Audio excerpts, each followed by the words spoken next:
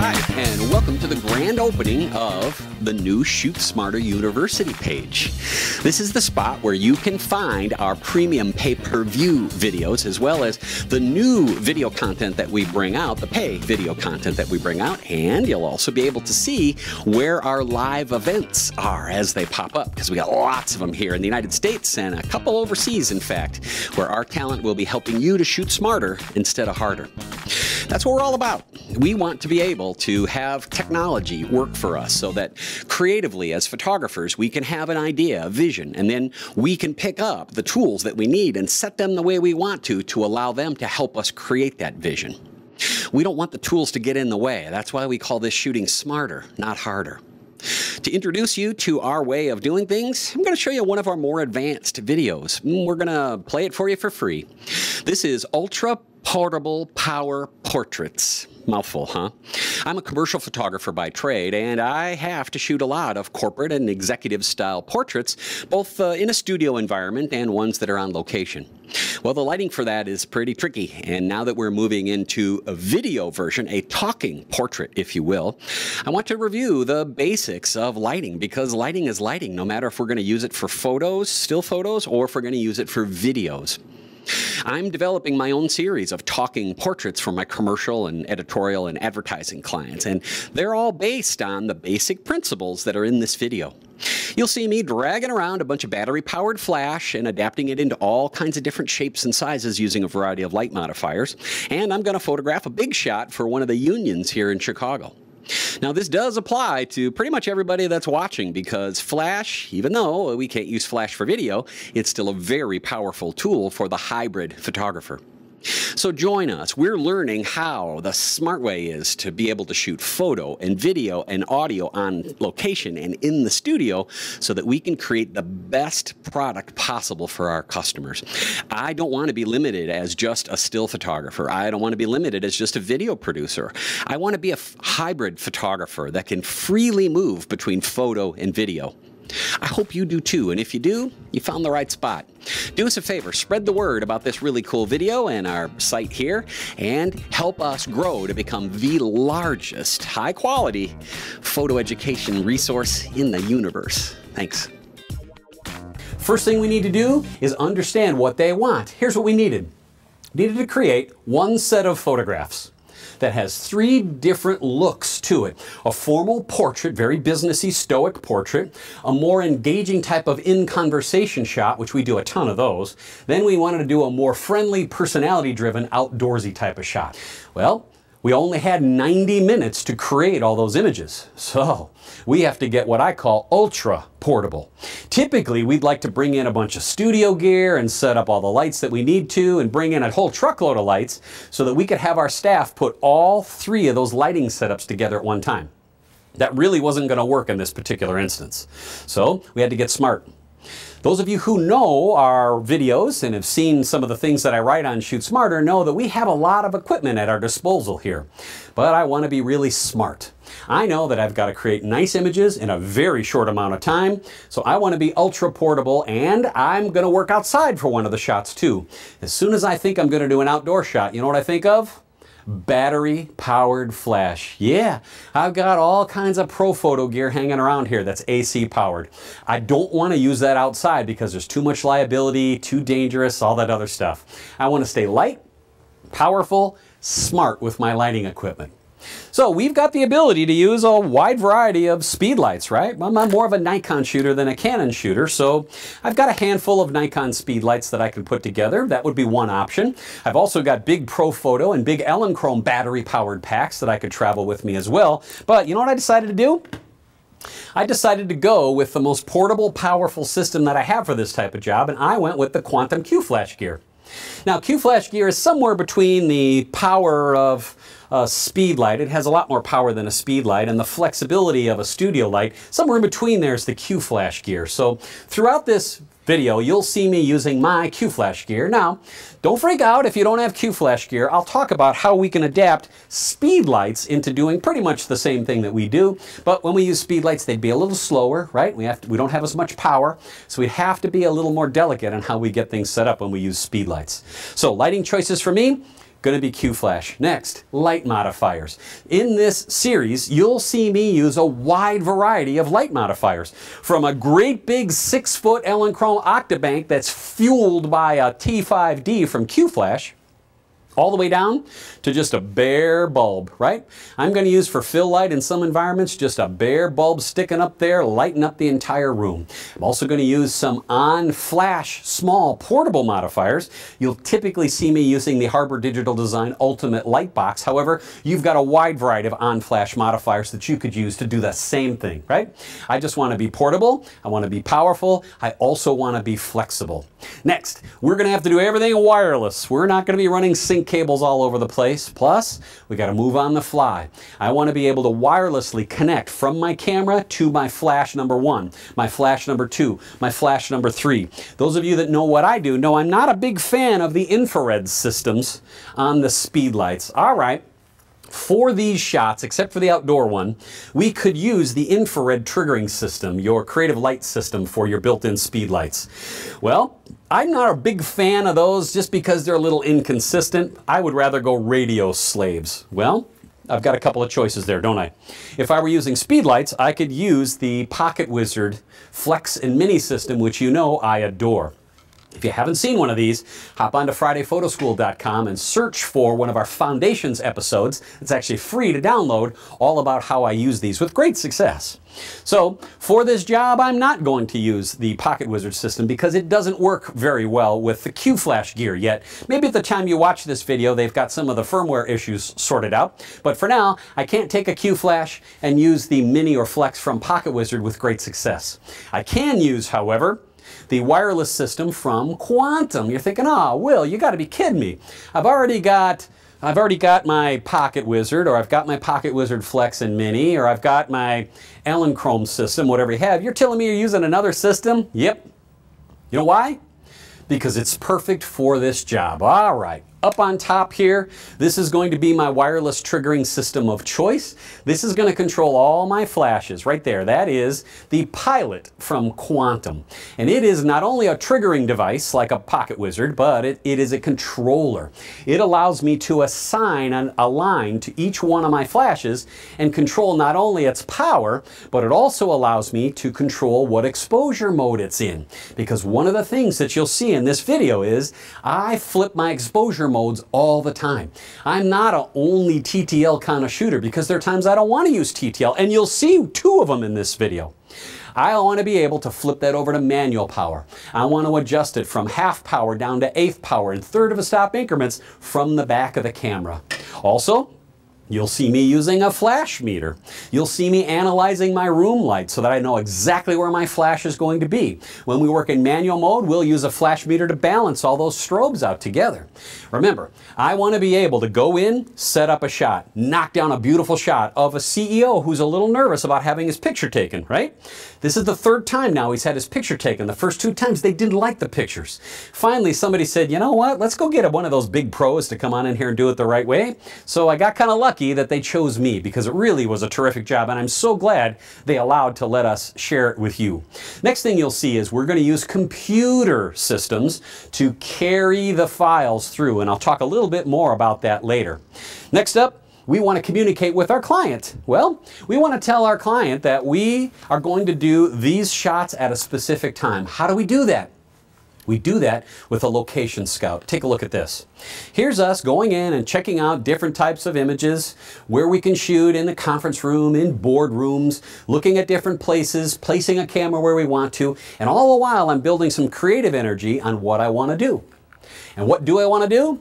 I'm going to all put it on paper. One of the best tips I can give you to doing a real job with any sort of flash is going to be communicate with your client. This document says what we're going to do, how we're going to do it, when we're going to do it, how much it's going to cost, and when we'll be delivering the final images for you. And we want to be able to give those clients those images less than 24 hours after the shoot. And in fact, in this case, it was less than 2 hours after the shoot. Remember, I'm a very efficient photographer. I want to go in, I want to be very professional, I want to know exactly the image that I'm going to record, I want to shoot those images, and I want to deliver those images to keep that client extremely happy. So for me, I got it all laid out, And I wrote it down on paper, so you can see that we're going to arrive at 8:30 in the morning, and we're going to set up until 9:30. I want to see our subject at 9:30 and talk about clothing. I'll start shooting at 10. I'll have the first shot done by 10:25. I'm going to move then on to location number 2, then location number 3, and I'll be wrapped up by 12:15. That's my goal. That fits into their time frame, fits into my time frame, and we don't disrupt their office building, right? They got a lot of stuff going on in this office building, and they have to block off time in the conference room and in everything else in order for us to be able to do these shoots. Next, I'm going to create a series of lighting diagrams. And these lighting diagrams are going to be something kind of fun. I had to pester my guy Wayne here, my location director. Wayne, get in tight on those there. These are Wayne's lighting diagrams that I drew where the camera is, where the main light is, what the main light is, where the fill light is, where the background's going to be. And then Wayne puts his notes over the top of it. He was so embarrassed for me to show you these. But this is what Wayne scribbles on top of there, where he says, okay, remember to bring a roll of tape and put the tape right there. I'm going to need 3 sandbags for that background. Use C-stands for the background. Isn't that great? That's communication. Preparation and communication, not only between me and my client, but me and my staff, and of course me and now the video staff, because they'll be working on the outside of the perimeter, is the key to being able to go in, drop down those shoots, move to the next set, off we go. We're going to have to decide what lighting modifiers we use for those 3 different shots, how we're going to move that equipment between each one of those spaces, how we're going to get those set up. Are we going to use all TTL wireless ratio mode? Are we going to use a blend of manual mode and TTL ratio? And what about blending the available light and the flash? We have a parting storm that we're going to shoot in front of. Wow, crazy stuff. When we come back, let's take a look at the formal portrait. That was our first shot of the day. I'll walk you through exactly what the room light before our subject got there, and I'll show you real footage of us shooting the images that made this client very happy. I'll see you in a couple minutes. Well, we've taken over meeting room A here at the Illinois Federation of Teachers headquarters in beautiful Westmont, Illinois. We've got our formal portraits set up and ready to go. We're going to be using 3 flashes. We've got 3 Qflashes ready to go. Run down on the equipment real quick. Our main light is an Elinchrom Octa fitted with our Quantum Qflash T5DR. And we've got a kicker light here that is going to be another T5DR fitted with a Ultimate Lightbox light modifier with black belt configuration, as well as a diffuser on the front, and as well as a sheet of gel inside there that's going to make it very warm, very amber in color. It's a full CTO gel. Next, we've got our 3rd Qflash back here on the background, which is going to be another T5DR. We've got another Ultimate Lightbox with the black bell, so we don't have light going sideways, only forwards, and it's going to have a blue gel on it. So our goal is, we've got one of these muslin backgrounds. We travel these all the time. These are 10 foot by 20 foot, very versatile. We've checked with the gals who are in charge of marketing, and they said that Mr. Montgomery is going to be wearing either a dark blue or a dark gray suit for the formal portrait. So to play it safe, we went with a gray muslin with little blue flecks in it. So that'll allow us to work either way, and of course putting the blue dot on the center there, really nice way to accent our subject. Next, we've got all these put together here, but we're not in TTL mode. In fact, we're in full manual mode here. Why? Well, our subject isn't going to move, and we want to have the most precise control possible, so no reason to risk working in TTL mode. Not that it really is a bit of a risk, it's pretty stable, particularly this type of environment, but we want to be able to shoot in full-size JPEGs so that we don't have any raw processing, we don't want any fluctuation in our exposure, we want perfect color as best we can. So first up, we've placed our great big light source here close to the table. Now the table in this room doesn't move very easily. We would have to actually have it ordered to get out of here. So we're going to work with it. And this is how I'm going to have my subject position. I'm going to spin him around a little bit, but he's kind of my size. He's a full-size fella. So I want him to be nice and comfortable here. This is just a head and shoulders style shot. And I want this great big light. You're thinking, wow, Will, that light's awful high. No, that's really where we want it. We want to take this light and make it nice and soft, but we still want it to have a sense of direction. So I'm going to use this high like you see it and forward. So if you'll notice, particularly from this camera, the subject position and the camera position, and my light is actually, look at that, 2/3 of that light is towards the front of my subject. So as long as 2/3 of these great big lights is in front of the subject, between the subject and the camera, I'm going to get the light volume that I need. Now, I have not photographed Mr. Montgomery before. So when he gets in, I'm going to see what he really looks like, how comfortable he is, and I may position this main light because right now it's super soft and it's got a very nice window light feel. Next, we want to prevent this great big main light from spilling light onto our background. Well, a little bit of light's fine, but we don't want a lot of it. Because of that, I'm going to use what we call a cutter card. Now, this is just your basic Creative Light 5-in-1 reflector. So it's gold on one side. If you reverse that out, it's silver and white and translucent and all that great stuff. We're going to use the black side. Clamp it onto a light stand, and then I'm just going to put it like this because that's going to carry some of that light that's supposed to be headed towards the background, and it will absorb most of it. Now that does block the entranceway for Mr. Montgomery to come on in, so I'm going to keep that offset for now. I'll get him situated, I'll bring that kicker back in where we want it, and we'll be good to go. So kicker light back here is in manual exposure mode. It's set to 1/32nd power minus.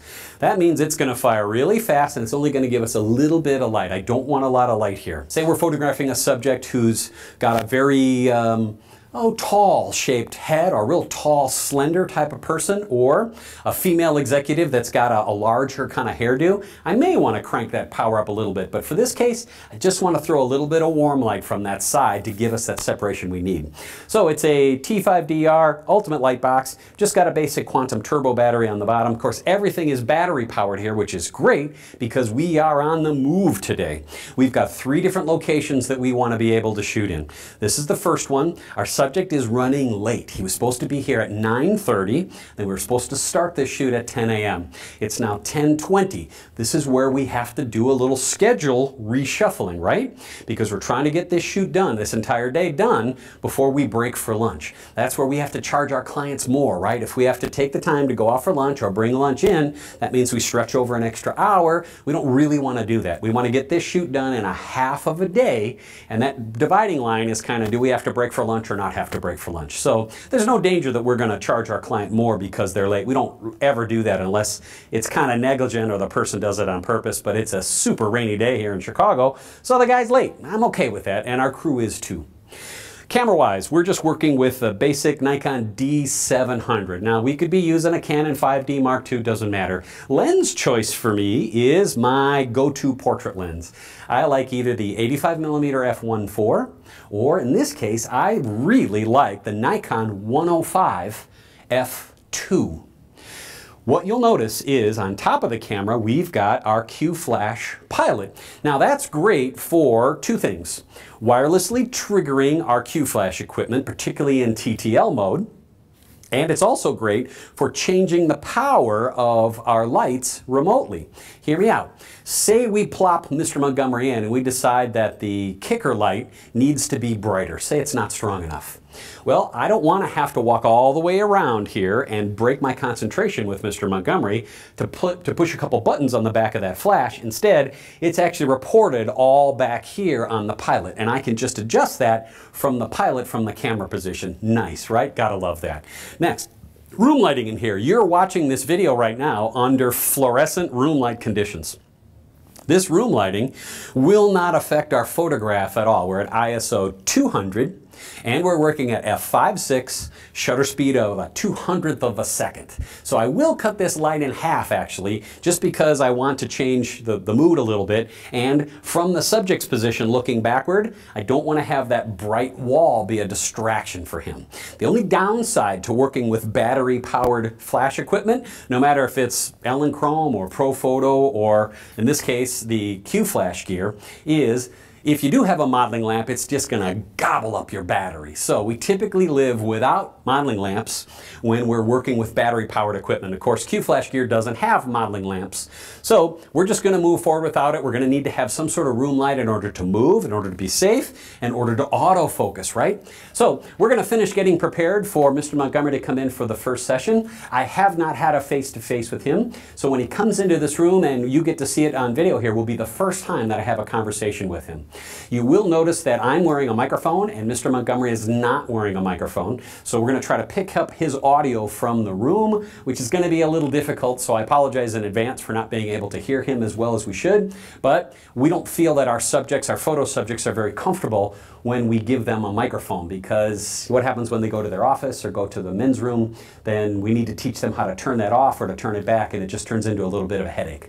So that's where we're going to work. ISO 200, f5.6, actually I might go under 5.6 just a little bit for a shallow depth of field, and I'll be tethered to my laptop, so I'll be shooting in JPEG mode, custom white balance, and I'll be creating JPEGs as we go along. And in the video editing process, Dave will put up some, if not all, of the JPEGs, so you get to see them as they pop across the screen, okay? So the photo files that you see are unretouched JPEGs. We're not shooting RAW at all today. It's all JPEG day, and I can't wait. We're gonna get some great shots. So what we want to do is we want to grab a test shot here real quick, and then we'll decide where we're going to go. Yeah? Okay. All right, sir. All right.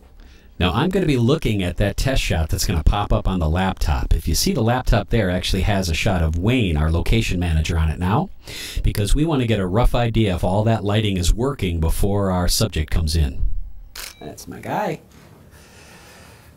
All right, now here's just a test shot. Ladies, you want to take a look? I'm calling over the communication director and the advertising director so that they can take a look at it too.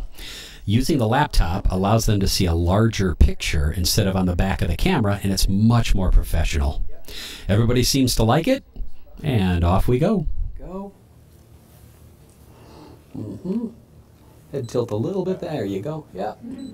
It's funny, sometimes for photos you feel like you're in an awkward spot, but as soon as it gets through the lens, you know, it really looks nice. Now from the test shot, I didn't really like how the kicker light was placed on Mr. Montgomery. Just because the shape of his face, I want to make sure, and we're having some fun, I want to make sure that that light really sculpts him off the background as best we can. And you'll notice too, we want to use a cutter there. That black disc is a cutter to prevent some of the light from that big main light from washing out the background. You're seeing that angle back there is a super wide angle lens, so it's stretching the room. The room is actually smaller than it appears. Right.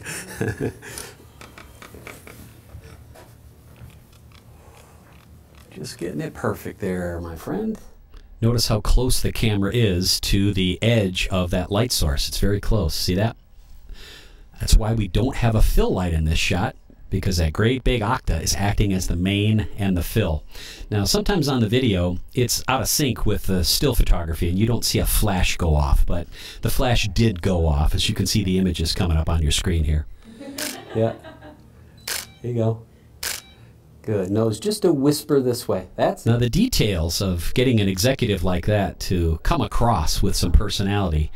Yeah, see body direction as well as head tilting, nose direction. Rotate your whole body that way. We want to make sure that the executive is comfortable, but we also want them to know that, you know, we're professionals and we do a lot of this. So they follow our instruction as best they can. This way, please. Head tilt more this way. There you go. Good. Good. Right, the little gift comb. Yeah. Just a second. Stay right there.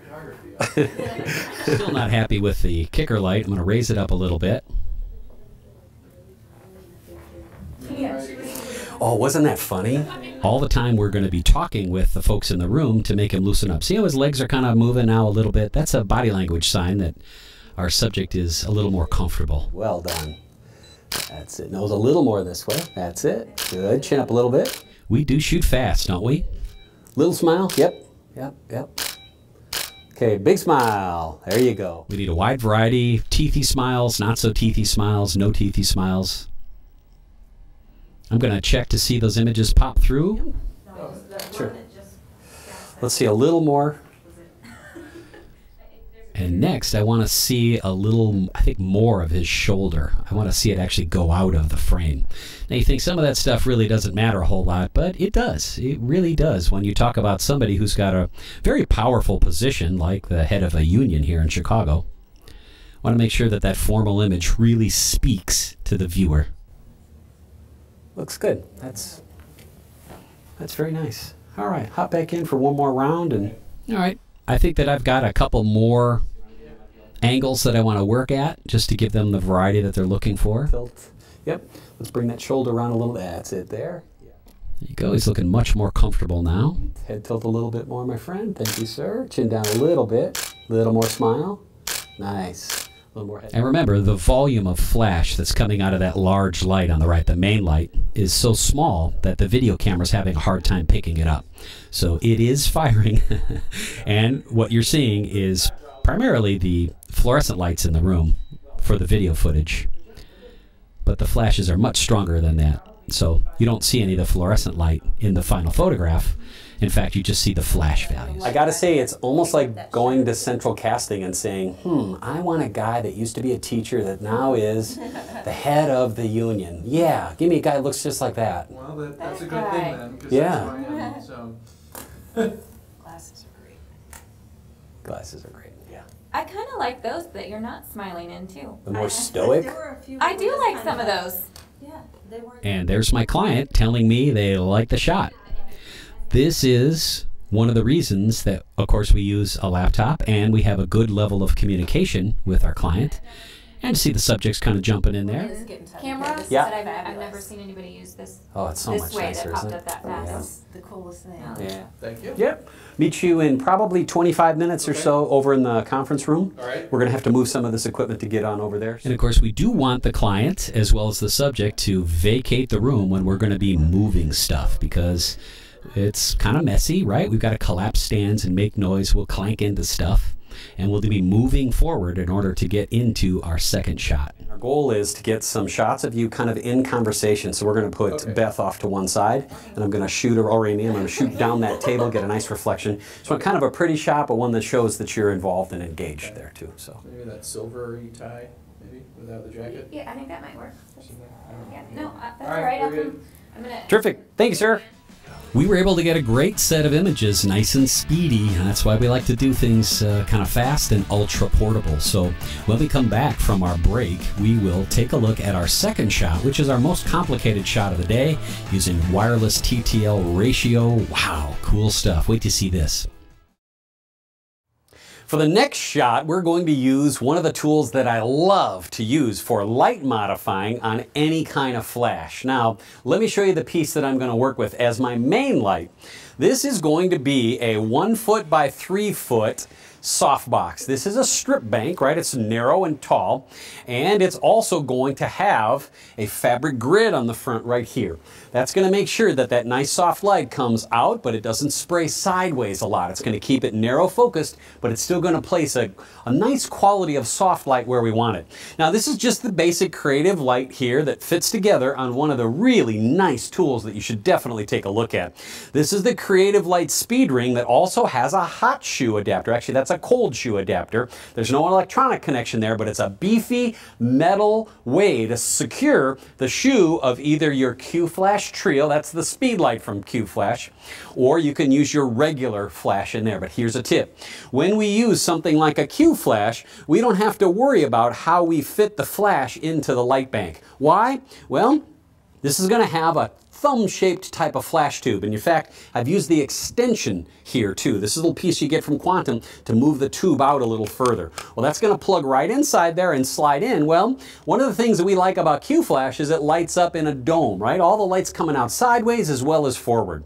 Well, when we have a speed light, that's going to send light out in a cigar-shaped pattern, isn't it? When you use your speed light, particularly if you have it set to a longer zoom, the light doesn't come out in a dome. The light comes out in kind of a slit, doesn't it?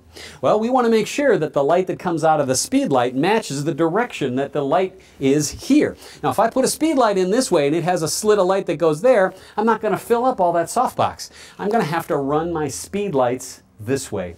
We're going to do that by using a series of brackets mounted on top or any way we need to tip this light sideways in order to get a speed light mounted in there. That's going to give us the light quality that we're looking for. Now, you'll see me take that strip bank, place it off to the side kind of hard in order to make a more dramatic lighting series. And we'll use a couple more flashes. Let me take you to the real photo session, and after the photo session, you'll see a little clip about me telling you where the lights are and how we've got them set up. You're going to love this. I haven't. I saw the email. Thank you. Yeah. When are we trying to get the backlight? This is a nice shot, but I am going to punch it up by going from our standard color processing to vivid color processing on the JPEG. Now you'll see the image on the screen there. Whoops. Will become much more colorful right there. Yeah, that's nice. We're good. I'm going to go down a shutter speed. So I'll go from 125th of a second shutter speed down to a 60th of a second shutter speed. Like it. Glasses. You want to stay with those? You want to flip back over to the... Why don't I just try both? Is that possible? Sure. Sure. Are you okay if we have... Yeah? Yeah, no big deal. Okay. One of the areas of conversation we had before the shoot was the glasses on our subject. Mr. Montgomery's glasses are kind of round, kind of hip, kind of a funky school teacher thing, and I wasn't convinced that that was the look that we wanted to project. So the few weeks before the shoot, I asked our marketing director there if she would see if he could buy a new pair of glasses. I know that sounds kind of extreme, but the image that these glasses have is kind of good for some of the shots, but I think it's not quite executive enough for some of the others. So they did. They got some wireless glasses, kind of what I suggested, and I thought they looked really nice. So we changed them back and forth, but in this instance, I thought the hipper glasses were kind of cool, and in fact, Mr. Montgomery thought they were fine there too. So eyeglass glare is not really big of an issue at all. But you'll see me giving some instruction here to my subject. Be zoomed in so all we see is just Dan talking. Okay? Okay. Those lines look nice. They do, don't they? Mm-hmm. Yeah, I'm very happy. Here, look at this. You can talk. I was going to say, I've got a subject you guys can talk about. It's good. Now here I wanted to put a little more direction on that main light. See, I'm going to push it back and swing it to the right. That's going to push it further away from my lens, and it's going to add a harder angle to the light to put a little more drama into it. So 3 lights there, main, fill, and then a kicker light on the far right back behind my subject. I think they came from our button maker. Oh, really? Believe it or not, yeah. If I set that off, is that... Totally fine, bud. Yep, we're good. You're doing great. Stay comfy. No, these are really good. Here's a great view of why we like to use a laptop to record those images. Of course, remember, I am shooting a JPEG, not RAW, so they're going to move by really fast. RAW files are slower, much slower, because they're so much bigger. Now, the communications gal is taking a look at those images when they come popping on to the screen. I see some of them, but I'm concentrating more on hitting focus correctly. I'm using single area autofocus on Mr. Montgomery's face, and I'm tapping the back button focus on that Nikon camera. If you're a Canon person, you can go through the custom function menu of your camera, and you can make the little star button on the back become the activate focus command. And that's one of the little tricks I do when I'm using a shallow depth of field like I am here, because we want the wall out of focus, and in fact in shots where he has his coffee cup, we're going to want his coffee cup out of focus too. The problem with CPS is when we... Let's go change his glasses. Now, did you hear me just whisper a little bit over about glasses? Well, that's one of the little things that we want to do and talk here to our communications gal and say if she thinks it's appropriate, go change his glasses for some too, and he's fine with it. Hey! Hopefully they're soon enough, please. Keeping the mood light, everybody having some fun, getting serious shots as well as not so serious shots. The only inconsistencies you'll notice of those images flying by is from the kicker light. You notice the wall behind our subject and to the right is illuminated with light from that kicker that's a little bit blue. Now there are instances where I was shooting so fast that the kicker light did not have a chance to recycle because it's putting out a lot of light. Now that is a Quantum T5DR as that kicker light back there, and that's got a ton of power.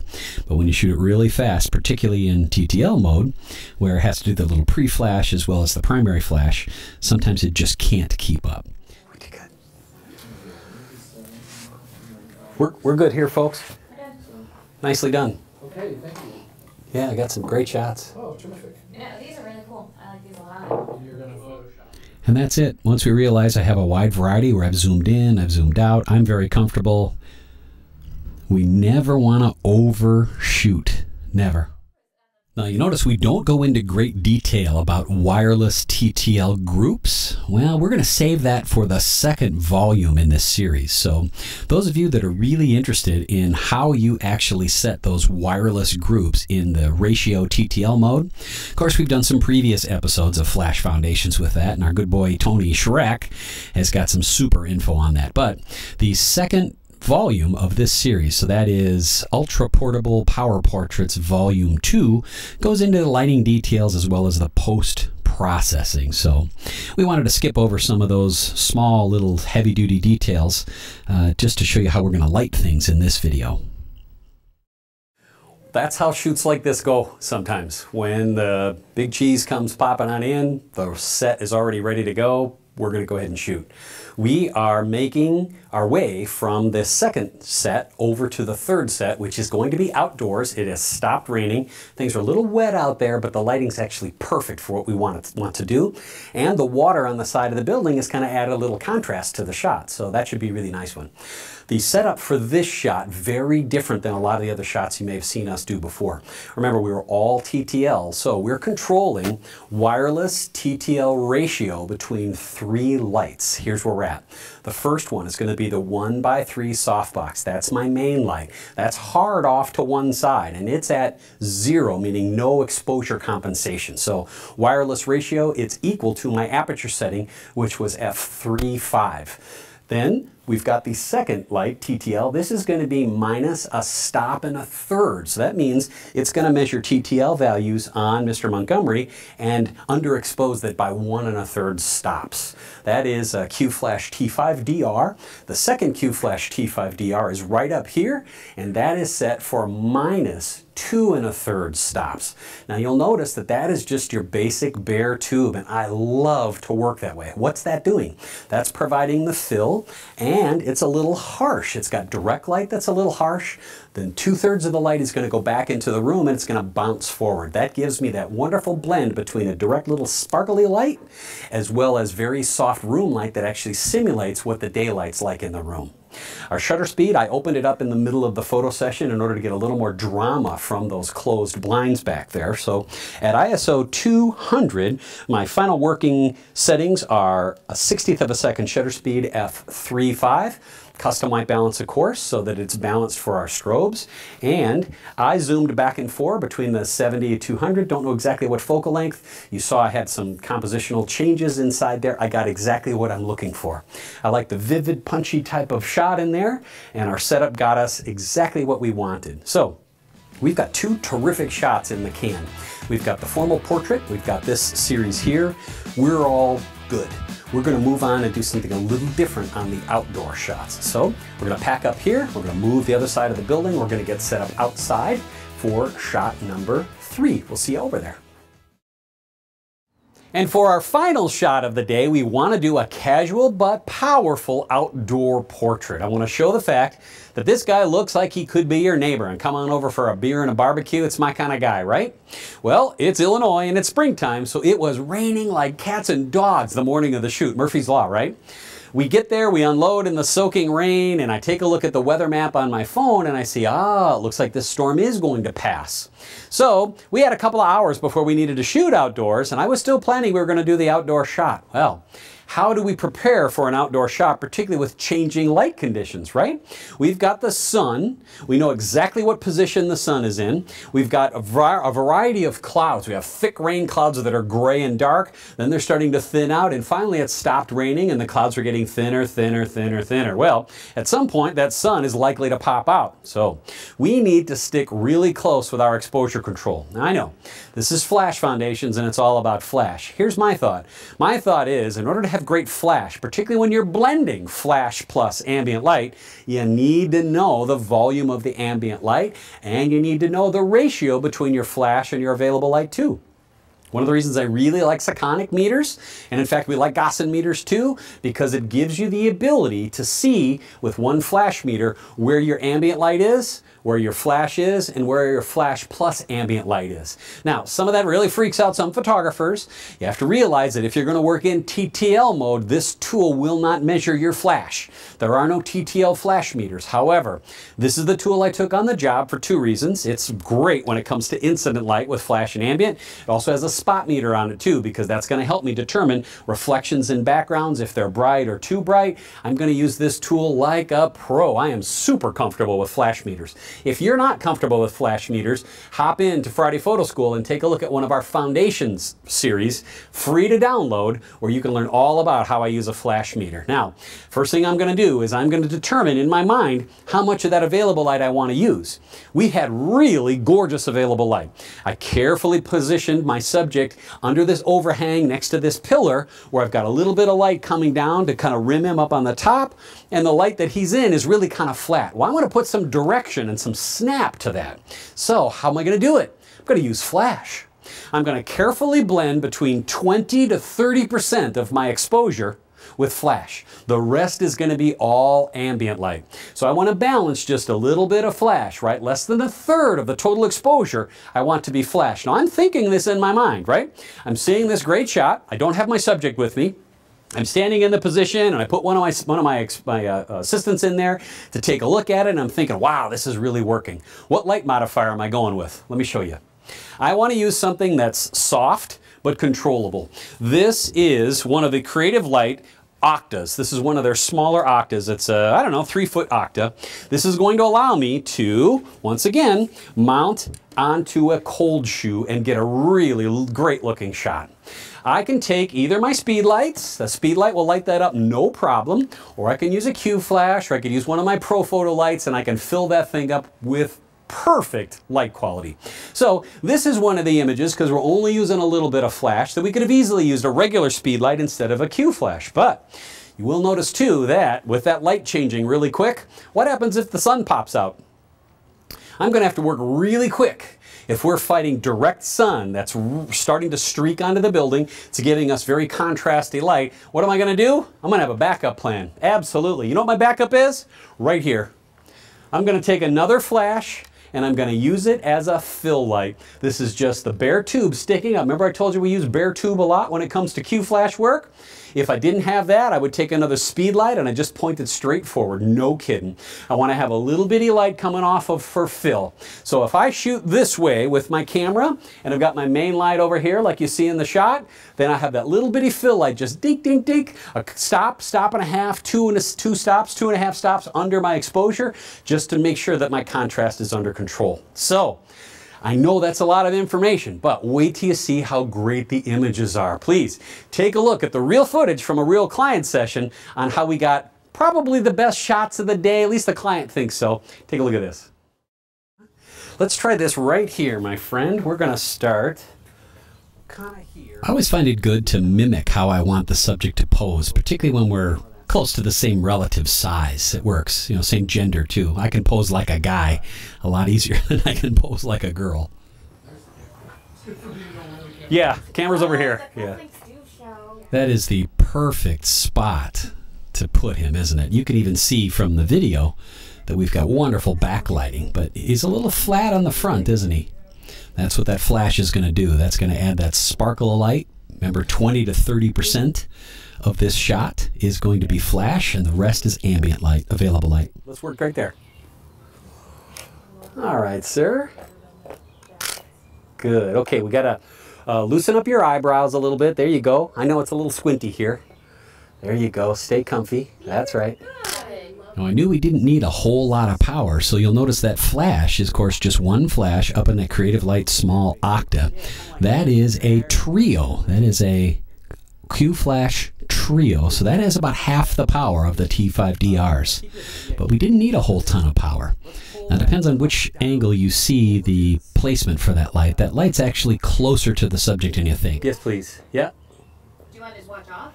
Nope, nope. I like to see it just like that, like about a third of the watch. There you go. That's really nice. Good thinking. Yeah, yeah, we're okay. Yep. Your watch hand looks a little uncomfortable. Go ahead and, there you go. Yep, yep. That's right. Now, the images you're seeing are the original images, unretouched images. They are all JPEG in full size, and that's a full censored camera, so that's a rather large JPEG, 32, 35 megabytes in size. Good. Nose a little this way. Right, eyes are always towards me. Head tip a little this way. That's it. And you notice the color's nice and clean, isn't it? Yeah, that's because we use custom white balance all the time. If you haven't experimented with custom white balance with your flash portrait works, please do. Read your instruction manual, learn how custom white balance, or if in fact you're a Nikon or Fuji camera shooter, it's designated by PRE, meaning preset. Well done. Well done. I'm just moving my position here. Now, this is the third shot in the day, so the staff folks, they understand to look at the computer screen to see what's going on. Now, I really don't need to see because this is the kind of shot that I bang out no problem all the time. So I don't really need to see what's popping through there. And of course, I know everything's in focus, even though a very shallow depth of field on here. Smile from the heart, smile. There you go. Good. Good. Let's tip over a little bit more. That's it. Good. If you haven't had the opportunity to shoot one of these 70 to 200 millimeter f2.8 zooms, particularly with flash portraits on outdoor work, you really should. I know they're expensive. Both Nikon and Canon make just a supreme f2.8 70 to 200 zoom that will work on jobs like this all the time. Okay, bring me up the nice smile. Now you will notice I use a tripod, don't I? Pretty much all the time. I do. One of the reasons I do that is because I like my images to look nice and finished. Now, some photographers think that really restricts them a lot. But when you see my final set of images, say I need to do a crop, I can actually just crop groups of photos instead of cropping them individually. And as my client clicks through the 300 different images, they'll see them consistently, meaning the eye line is in the same relative section of the frame until I change the zoom. Makes a nice clean look. Also, when it comes to autofocus, so hard to screw up your autofocus when you're working off a tripod. So I can shoot apertures of 5.6, f4, and in fact even between f4 and 2.8, get super shallow depth of field, and know that my eyes are in focus. This way. That's it. Yep. And then let's tip your shoulders away from Battery power, no big deal, right? We're using one of the Quantum Turbo batteries. I think that is a Turbo 3, I think, on that particular light. That's going to give me, under that low power setting, probably 3,500 flashes before it's exhausted. Isn't that crazy?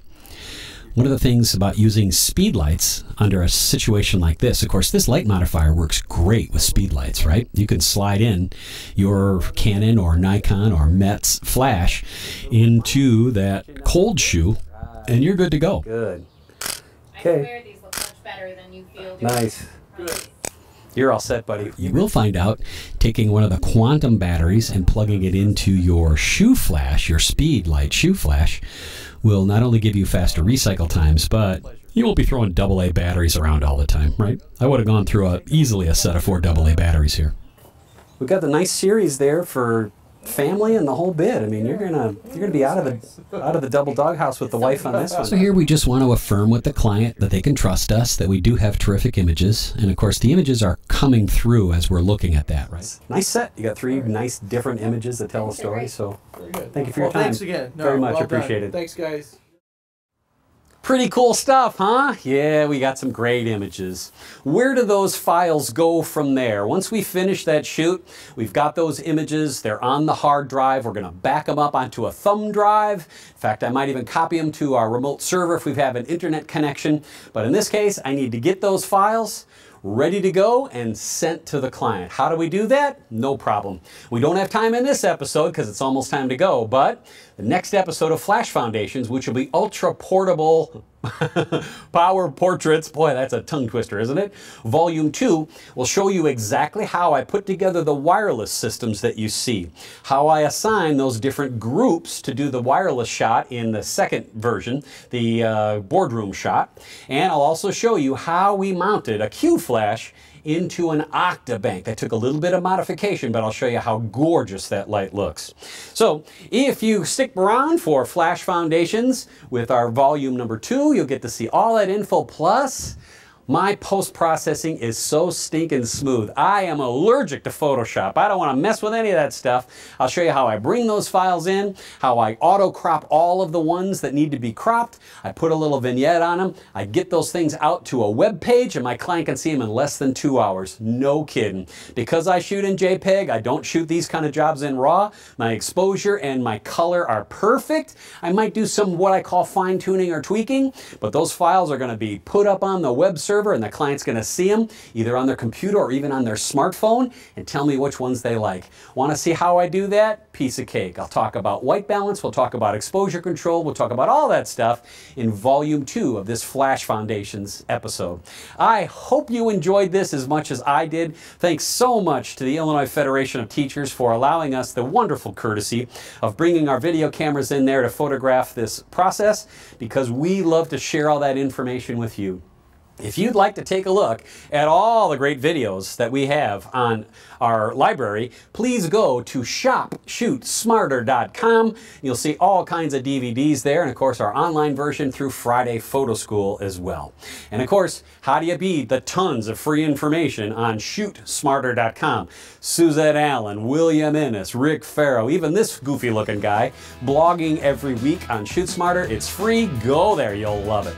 So from the ShootSmarter studios in beautiful Montgomery, Illinois, this is Will Crockett saying thanks so much for learning how to take battery-powered flashes and use them in an ultra-portable way.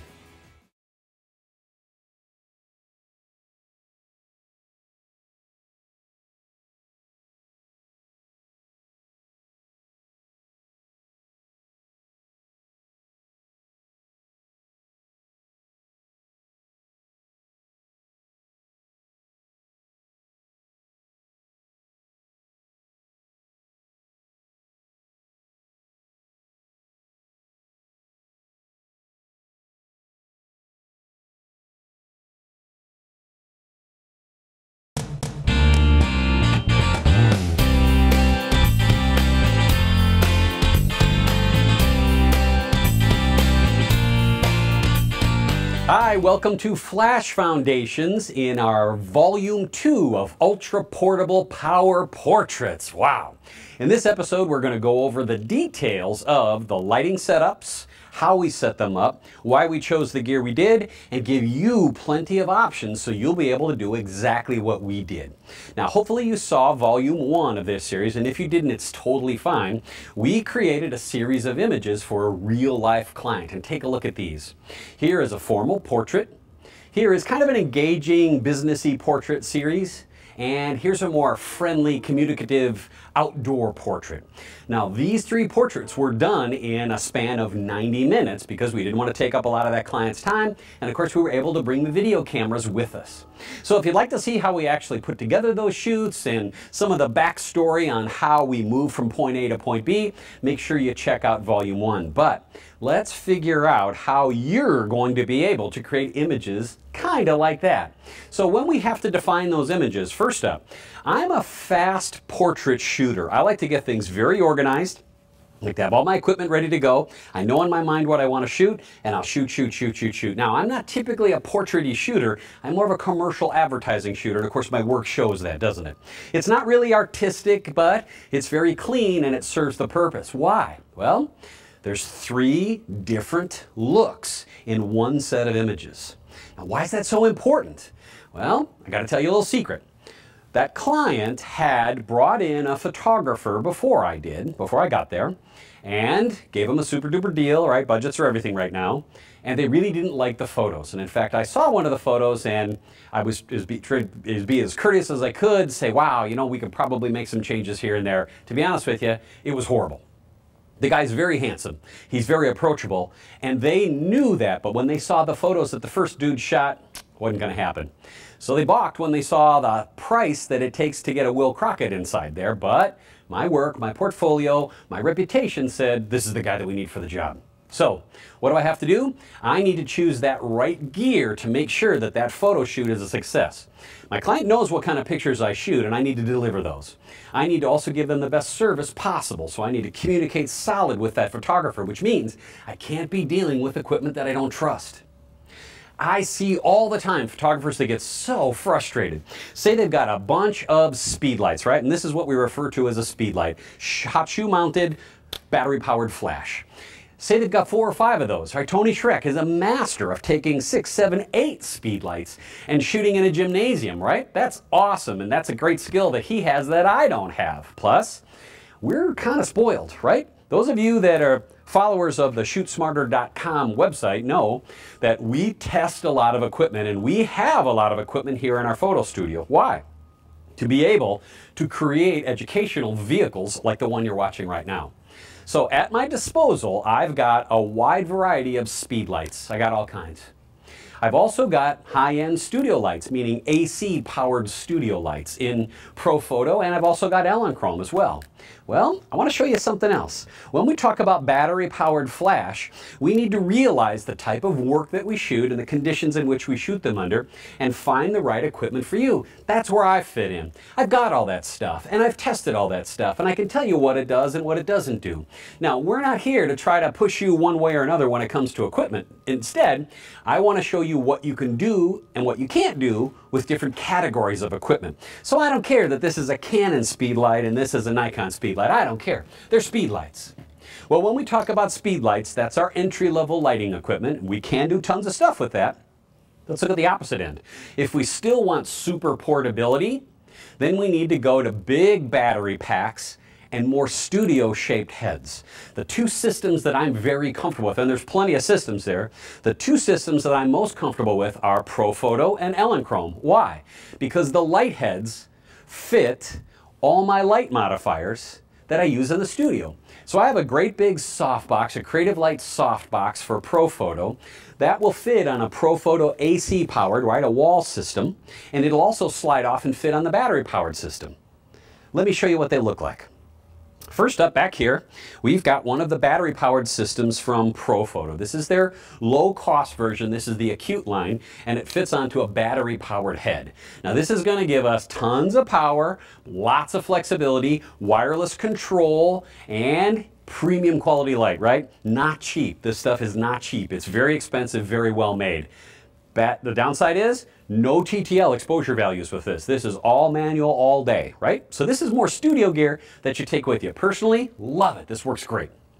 Next, we've got one that's even more rugged. This is the Quadra from Elinchrom. It's in their Ranger series. Very small size head, as you can see. Super portable. Once again, that ring will snap onto any Elinchrom studio light modifier I have, which is extremely important.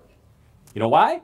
Because I don't want to be thinking speedlight light modifiers when I want to do a studio kind of job. If I need to go and I need to photograph this CEO, I want to have nice big portrait-y style lighting, but I want it battery powered and I want to make it move as fast as I can move. So that's where I want to jump into battery powered flash. Now I've been moving from AC powered to battery powered for years now on everything. In fact, you'll even see in the studio I'll use battery powered flash because it's just so darn easy. We've got them plugged in, they're charged up, you unplug them, pop them, off you go, life is great.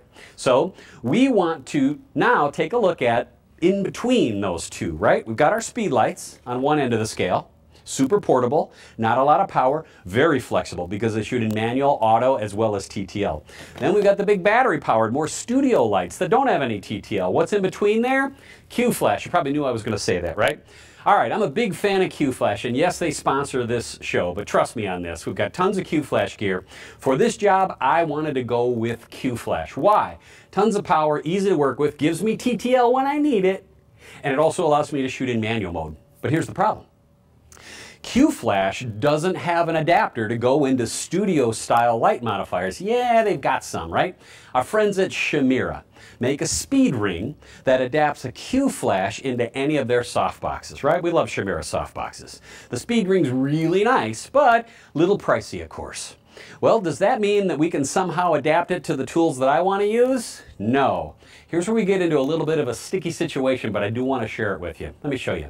This light back here has been one of my money makers forever. And those of you who've seen my videos have seen I take Elinchrom Octabanks all over the place. Now I do have the creative light version of this light source, which is very similar. However, the mount for it isn't going to work as well. So for this shoot that we're doing with the CEO, I wanted to use the Elinchrom Octa. I'm going to take this off the front here, and you'll see inside that we have modified an adapter to work. If you look carefully, you'll see, I'll try not to make this wiggle for you, you'll see the Elinchrom Speedring on the outside. That's the Elinchrom Speedring that'll pop any Elinchrom right inside there. Well, there's this little metal piece right inside there. All right, we took that off a ShootSmarter Softbox Speedring, pulled it out of there just with a couple little nuts, nothing major. However, we did have to modify this piece of metal. I did have Wayne, my super duper location manager, use a nibbling tool. He had to nibble out a little notch to make this fit. So we had to do some kind of heavy duty customizing stuff here. If you're interested in this, how to do this, if you have an Octa or you want to buy one because the light is really spectacular, please go to our Facebook page on Friday Photo School, right? Go to facebook.com/Friday Photo School. Ask us, hey Will, can you show us more information on how you did that? So here's how it works. We've got the adapter that we made. We've got a Qflash mounted on there nice and strong. On the side, we've got a wireless receiver here for quantum, and you'll see that the cable goes out the back. Well, why? Well, let me spin this around and I'll show you exactly why. One of the secrets that I want to share with you is external power. The battery pack back there is going to allow us to fire that Qflash nice and fast and get lots of pops out of it. All right, here's what I wanted to do. I wanted to see if we could use the Qflash to fill up that Octa. The problem is, if I were to take a speed light and I were to mount it in that Octa, I'd have a problem because the light comes out of a speed light very directional, doesn't it? Yep. When I fire a speed light right here, I'm going to get a little light bar that's only that big, right? I'm going to pop a speed light to you and I can adjust how wide I want it, but it's the shape that's the problem. Remember, we're professional photographers. We sculpt and we craft and we shape light, no matter if it comes from a battery flash or if it comes from a big fancy studio flash. We want to shape that light. So in this case, I want to shape the light in an Octa. Well, the Octa is that great big umbrella, and then it's got diffuser on the front of it. You need to fill up that umbrella. So if I were to take a speed light and I were to push it into that Octa, I'd only be lighting up the center part of the Octa. The light would bounce backwards and it wouldn't fill up that light source. Well, a Qflash has the ability to light up an area, right? A Qflash lets you have the tube send light out in kind of a dome, a big bubble. So it goes sideways, up, down, and forward. That fills up that great big umbrella. So yeah, I know you're thinking, Will, you're crazy. That Elinchrom Octa is like 1,400 bucks. It is. It's extremely expensive. But I gotta tell you, it's wonderful. And my clients love it. So I knew that my clients saw some of the work that I had done before in the studio or with a big Elinchrom on location. And that's what the look that they wanted. I had to deliver that look. Well, I didn't want to drag all the great big battery powered stuff, and I didn't want to drag all the great big AC powered stuff. I just wanted to do it battery powered because I wanted to move really fast through the set. So we modified that Octa, works terrific. How do I know? Well, take a look at this. Here is Wayne, he's our manager. And we tested this all out a couple of days, almost a week before the shoot. Guess what else we learned? That shot that you just saw was in manual exposure mode, right? We flipped it over to wireless TTL and got the same results. Isn't that great? That big soft light with that Qflash will work in TTL mode if you want to too. Sweet, right? I know, so sweet. Well, in this case, we didn't use it in TTL mode to make the formal portrait. No way. We used manual mode. And we'll talk about that a little bit later in the program. Why do I choose in some shots to shoot in wireless TTL? And why do I choose to shoot in manual mode? And on some shoots, I'll go into auto exposure mode. Those are three completely different ways of using the light the way we want to. And as photographers, we want to sculpt that light as best we can, right? Right on, that's our job. And we also have to be safe. So when we're using a great big light source like that, you got to remember, heavy light stands and even sandbags make a lot of sense. I know I'm preaching to the choir here, but you'll notice I use beefy light stands, and you'll also notice that I use sandbags, right? If you're talking about a 6-foot light modifier, you want to make sure that that light stand is secure. So even though these are hefty and they're really hard to move, it's all right. Spend the money on the sandbags so that you've got good light stands and sandbags. All right, enough preaching from Dad, right? Right on.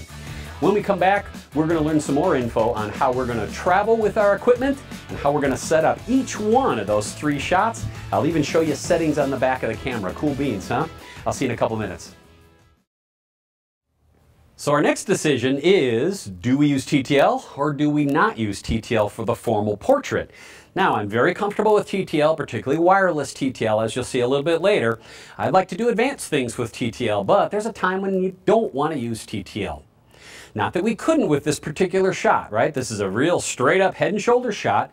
TTL could work just fine in this particular instance, but I want to be able to control not only my exposure levels, meaning if I were to use TTL versus manual exposure, manual gives us the same, pretty much the same exact power every time we pop that flash, where TTL is going to be judging exposure every time too. That means manual exposure is faster to shoot because TTL is a little slower, right? All that pre-flash stuff going on and your camera calculating everything. Manual exposure will allow me to shoot at a faster pace. You know what else manual exposure allows me to do? Well, not only ensure that I've got exact and consistent exposures, but it also allows me to play that little game between how fast I shoot and how fast the flash recycles. This is really important. A lot of people don't understand when you have an executive and you have a limited amount of time in which you need to create those images. Sometimes you shoot fast and sometimes you slow down and sometimes you talk a little bit. I don't want to be limited. I like to have a full pedal gas pedal if I wanted to use it, and I can shoot really fast. You know, not like I'm going to put it on continuous and just wrap off 15 in 2 seconds. We're not going to do that. But I do like to shoot rather speedy. So here's what we need to take a look at. What ISO do we need to use? Well, it doesn't really matter. Because I'm going with the Qflash system and because I'm using a Nikon DSLR, my lowest exposure value is going to be ISO 200, which is going to give me my maximum quality for the most part. And the Qflash equipment can keep up with me at ISO 200 no problem. What we don't want to do is, say we were using a speed light and we had that in some sort of light modifier and we're trying to do this really nice portrait with a speed light. Could we do it? Yes, we could. We got a couple of considerations we need to take a look at. First up, we don't really want to run this great big main light in full manual power. We don't want to do that. There's no reason to. When I use this light nice and close, I'm only 3 to 5 feet away. Full power at ISO 200 is going to give me f11 and 2/3. Well, I don't need all that. That's way too much power. And what's the other issue? Well, the other issue is, if you listen carefully, you'll hear the recycle time at full power. There it is there. Hear it? That's a lot, right? That's a lot of time. Now that's a ton of power. That's a Qflash T5D in there. That means it's almost 3 times more powerful than our speed lights. So I've got a lot more horsepower inside there. And it's still recycling roughly about the same speed. Well, more light, fast recycle time. We don't have to worry about things overheating when it comes to Qflash or if we would use the Profoto or the Elinchrom gear, but there's no reason to do it. So here's what we want to do. We want to find out how low can we manually adjust the power on our flash and give us the recycle time we need. Let's work backwards. So let's go to 1/4 power, okay? All right. Oh, look at that. Look at that. That means I can shoot really fast. Now, if I measure that light, even at ISO 200 where I have it placed, I've still got more light than I need.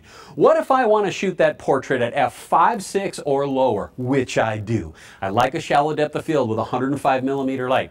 I want to make sure that that flash can keep up with me, right? Now, I'm really not going to be shooting any faster than that's way too much. I'm not going to do that. That's a pace for me. Right? Turn a little bit. You saw it. That much. I might shoot a couple real quick. Okay, that works for me. When we turn the power down, 2 things happen. One is we get faster recycle time. The second is that we don't generate as much heat. Remember, as soon as you put something like a speed light inside a light modifier, there's not as much air circulating around it, and speed lights can overheat really quick. You've seen the Flash Foundation episodes where we force these, right? The Foundation episode, we force these to overheat. You can see how fast they'll actually shut down.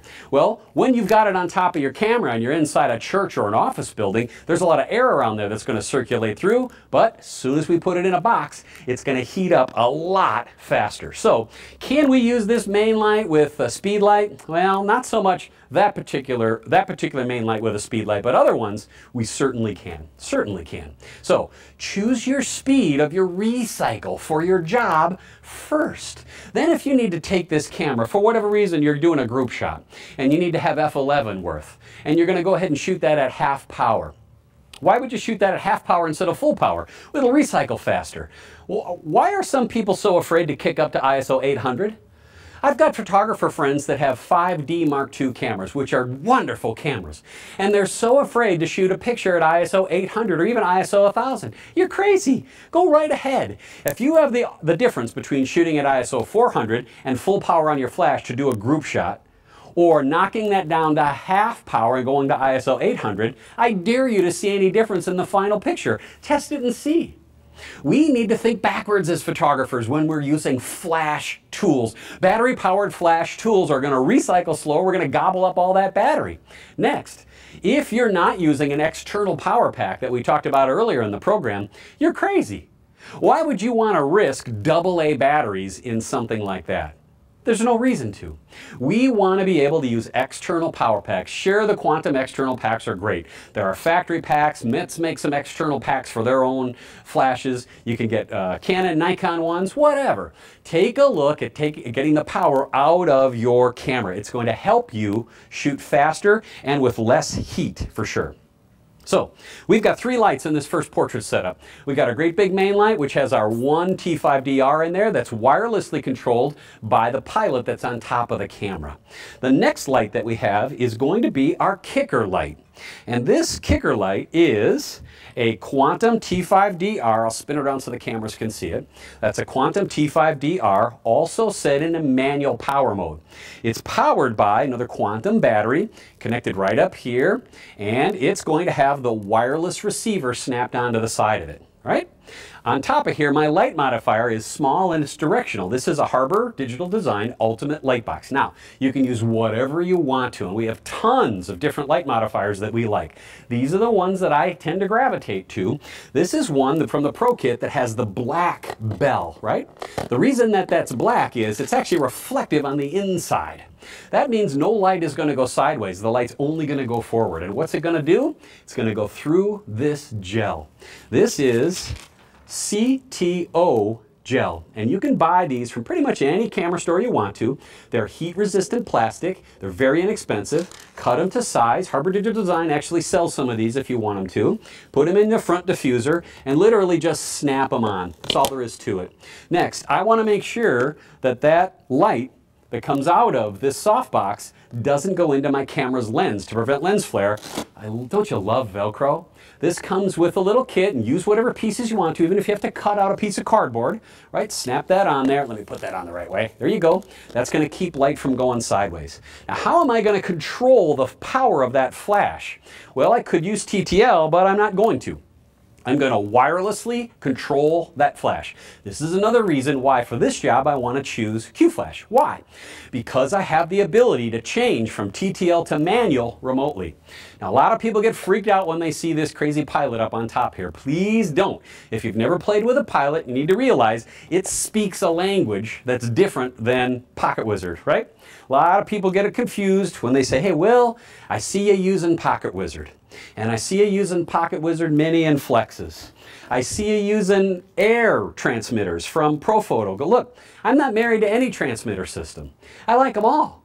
I like the ones that transmit wireless TTL data, like the Mini and Flex from Pocket Wizard. But for this job, I'm going to use the Pilot. Now, the Pilot speaks a different language. Pocket Wizard speaks Pocket Wizard language, and this Pilot speaks Quantum's language, which is called FreeXWire. What it does is it gives me a little screen on the back there that allows me to control that flash all by itself, and that flash all by itself, and that flash all by itself. Why is that important? There are actually jobs where I've got a main light that's working in manual power mode, or let's say even in TTL mode. The kicker light is in manual mode and the background light's in manual mode. I can mix it up between working in TTL and manual on the same job. That's difficult to do with other tools. I want that flexibility for this particular shot. So you already know that I need to have a fast recycle on my main light. So I'm going to work backwards. I'm going to find out where that flash recycles as fast as I need it. Then I'm going to measure with my light meter to find out what value I can get it set to f5.6. So if I'm running at a quarter power or eighth power, I might have to move my ISO up. In this instance, to shoot this formal portrait, didn't need it. ISO 200 gave me, I think, f5.6? Yeah, f5.6 to shoot this portrait. Kicker light. It's going to be nice and warm because it's got that gel in it. I'm going to also control it with manual power. How do I set it? Do I set it from the back here? Nope. I set it from my controller up in front. You can do the same thing with your speed lights if you use the Nikon or the Canon remote commander system. That will allow you to go through the commander at the camera and change it. Why do you want to do that? Well, it prevents you from having to walk all the way back. We talked about it in the earlier volume. You don't want to have to break the concentration with your subject and walk all the way around if you want to change something. Creatively, if I just want to change this kicker light, make it brighter or darker, I literally have 2 button taps on the back of the Pilot and I can do that. Now you can do that with your Canon and your Nikon commanders if you want to too, once you get really comfortable with them, right? Tony Schreck, the normal host of Flash Foundations, does a great job on those commanders as well as built into the Flash. Not as easy as the Pilot, plus big difference between working with our speed light values and working with our Pilot is these are light-based communication, infrared-based, and Pilot is radio-based. That means the Pilot's going to work around corners, work lots better too. Finally, let's take a quick look at, sorry I'm making a mess over here. Let's take a quick look at the background light. For the formal shot, we wanted to light up that background. So I did a couple of things. First up, I've got a smaller light stand. I'm going to start off with a quantum battery, got the cable going up to another T5. Let me put this up on the table so the boys can see it there. There we go. Another T5 positioned off to the side. We could easily put a speed light in this place. Not a problem. This would be a great job for a speed light too. Then I'm going to trigger it with my wireless receiver. I've got another ultimate light box up on top there that's black because I don't want light going sideways. And you'll also notice too that I put a little tape up on the top. Yeah, see that tape? I did that on purpose. That's not holding the diffuser on there. That's rounding off the light so it's not rectangular when it goes up on the background. It's going to knock the corners off just a little bit because it's far away. You know, it's not a focused beam. It's still kind of a blob up there. But you'll notice that that background is blue, isn't it? How'd I do that? Another gel? Of course I did. Took another gel, put it inside there, made it blue, pointed it up at the background, and then I adjusted its manual power settings from the Pilot. Pretty sweet, right? Right on. So that is how we put together that first shot. When it comes to power values, we worked at ISO 200, an aperture of f5.6. We had the kicker light at f2.8, I believe, so it's 2 stops under my main light. If you take a look at it there, see it's just barely there. See that? It's nice, isn't it? Just a little bit. Now I will change that depending on the shape and the surface of the skin of our different subject, but in this case I just wanted a little bit there. Background light is going to be at f5.6, so it's going to meter out so it's the same as my main light, but that is measured right behind my subject too. Plenty other lighting information on some of our other DVDs on ShootSmarter.com, and you can catch all kinds of different lighting both in the studio as well as outdoors. There's one that we used a ring flash to shoot a bunch of hippies in New Orleans you get such a kick out of. So, formal portraits, easy to do. Can we pull them off with speed lights? Yes, we can. Is it easier to do with Studio Flash? Yes. What's in the middle between Studio Flash and speed lights? It's the Qflash stuff. So, I hope that I've given you some information there. When we come back, let's take a look at full blast wireless TTL. I've got a really cool shot for you. When you're ready to get serious about your lighting, you need lighting tools that will help you shape the light to meet your photographic vision. The softboxes, grids, umbrellas, and more from Creative Light will help you to produce that premium light quality you're looking for without costing a fortune. Get inspired to get more creative with your lighting at creativelight.com. Ready to take your photography to the next level? Use the flash modifier preferred by Friday Photo School, the ultimate lightbox from Harbor Digital Design. Soften your flash for professional quality lighting on the go, indoors or out. See how it works at harbordigitaldesign.com or just Google Ultimate Lightbox Flash.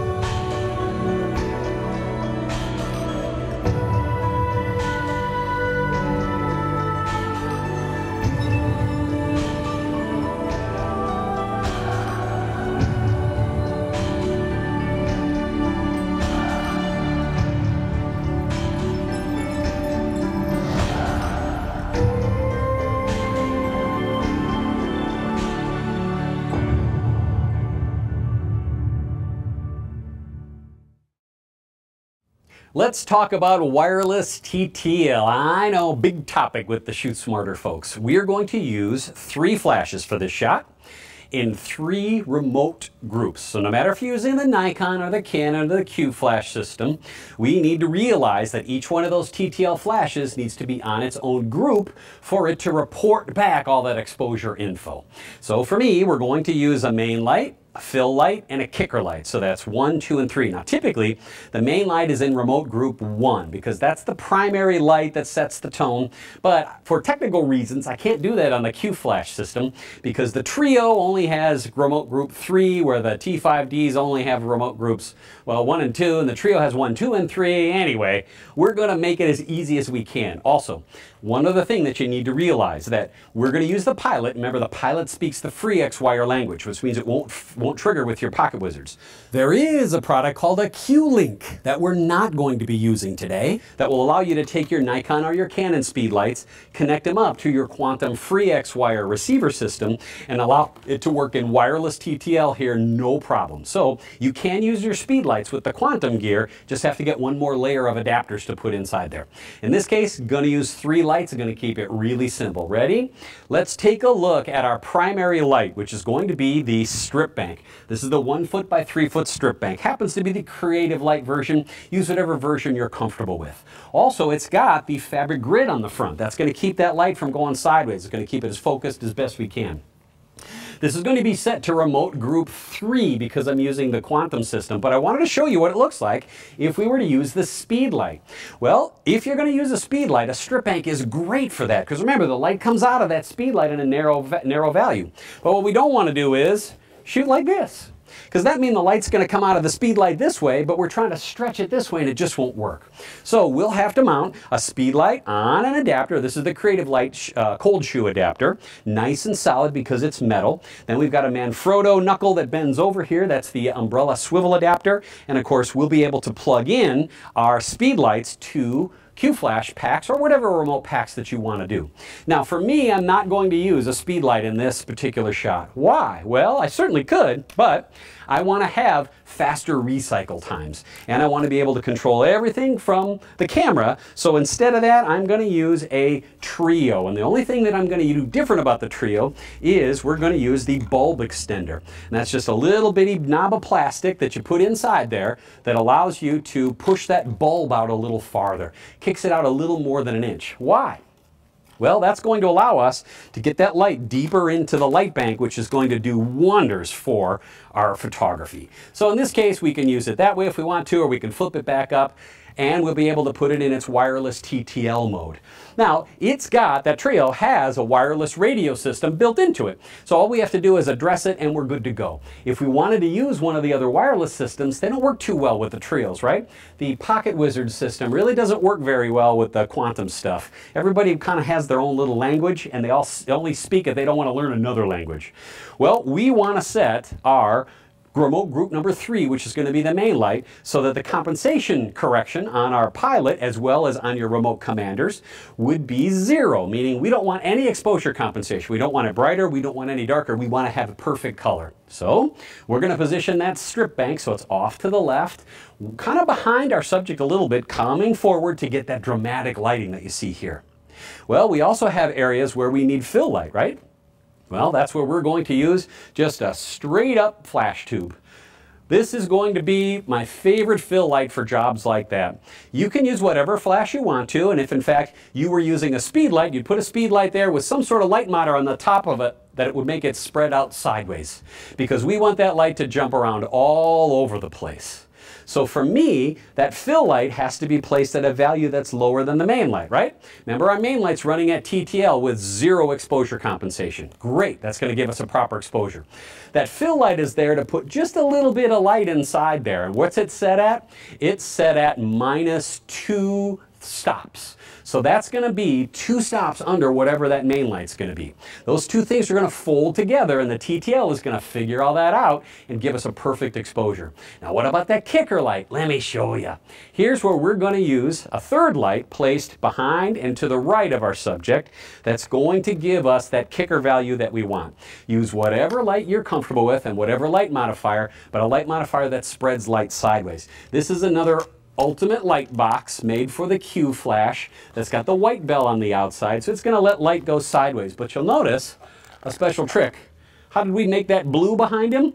This is just some more CTB gel that we just tape together and stick it right over the top like a mitten on there. And we're going to set this to remote group number 1, and we're going to make that just shine.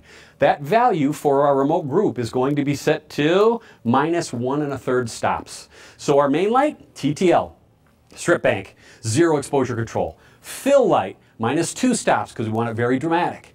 Kicker light way off the back there, that's going to be -1 1/3 stops. And when those all fire together, we're going to have great looking images like these.